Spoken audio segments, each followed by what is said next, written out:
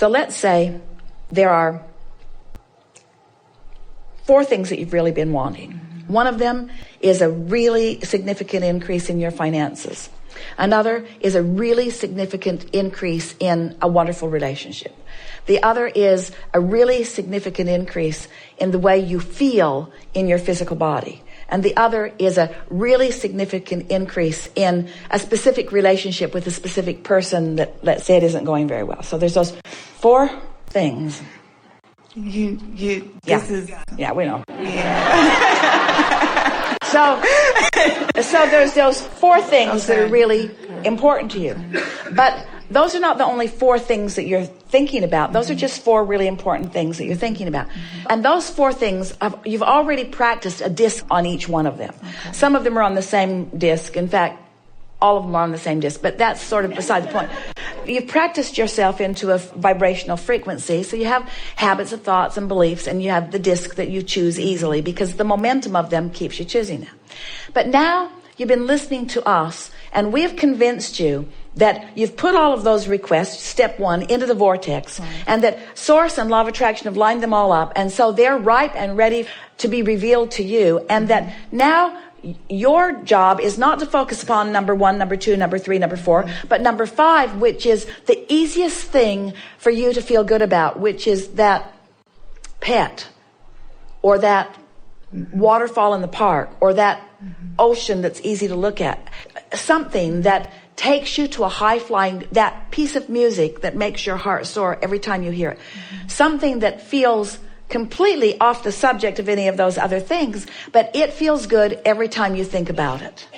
So our assignment to you is think about that and that only, and those other 4 things will all come into your grid. Okay. Because you didn't give them in their current state any airtime. So you didn't continue the momentum that was preventing them from flowing to you. Instead, you thought about something entirely off the subject of all of those, and you used that as your excuse, as your reason. So you're on the disc, you're on the disc, you're on the disc. Before you know it, other good feeling things are too, until you're distracted from the things that haven't been working out, and your attention is upon more that is working out, and every single thing that's in your vortex that you want has to start flowing into your grid. You'll realize it. You will realize it. You will see it. You will follow the path of least resistance. It all will show up. It is our promise to you when you're least expecting it. And the reason we say when you're least expecting it, that's not the perfect word. When you're least focusing upon the absence of it. Right. When you're not beating the drum of where is it. When you're not asking the question, that's when the answer comes. When you're not focused upon the problem, that's when the solution comes. As long as you're focused upon the problem or the question, the solution, the answer cannot come. They're different frequencies. So you got to find some subject that isn't a problem, some subject that isn't a question, and use it as your reason to focus. And as you focus upon that, then you practice that high-flying vibration, and that becomes the vibrational expectation of you. And then all those things that are in the vortex on all those other subjects flow into your experience. That's the best we've ever said it. Did you get it? I'm saying them. I'm saying them. But it feels weird. It feels counterintuitive to you. You keep thinking that the way to the solution is grinding the problem down. We'll just whittle the problem down. You don't realize you're keeping the momentum of the problem active. You see, you got to get off of it. That's why step 1 is brief. Get off of it. Step 2 is already taken care of, and do anything you can to be on step 3, and that is meditate and take walks in places that are pleasing to you, and be with people that are fun to be with, and listen to music if it pleases you, and eat food that is pleasing to you while you're having the experience of it. In other words, you've stopped pampering yourself in your striving for success and in your lack of personal care to the way you feel. You've got these holding patterns going on, and your pressure tank's just building up.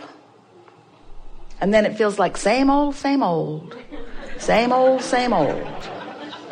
Yeah. If we could just convince you that finding anything that feels good while you think it or focus upon it or do it, if we could just convince you that that is your best work, then everybody around you would start calling you a very selfish person for a while, because they would see you no longer struggling for your reward, no longer striving for it. What are you doing? I'm basking. Well, isn't there something more productive that you could be doing? Esther's thinking about that even as we are giving it to you here. So she walks over into the offices where all of the lovely people are, and no one has their hands on the keyboard. The phones are ringing, no one's answering them. They're all there. What are you doing? Basking. Well, stop it and get to work. There's something more productive you could be doing other than basking? You think I pay you to bask? It would serve her to pay them to bask. Basking. Basking. I'm doing anything I can think of. I'm taking a break. Another one? Haven't you been on a break all morning? I'm on a break from this pressing feeling of responsibility that is preventing me from alignment and keeping me from being the happy and therefore productive employee that you want me to be. In other words, the more basking you encourage, the more joy you encourage, the more happiness you encourage, not only of yourself but of others. You can't encourage it if you're not there. It's a really good conversation, isn't it? Thank you. Yes, indeed.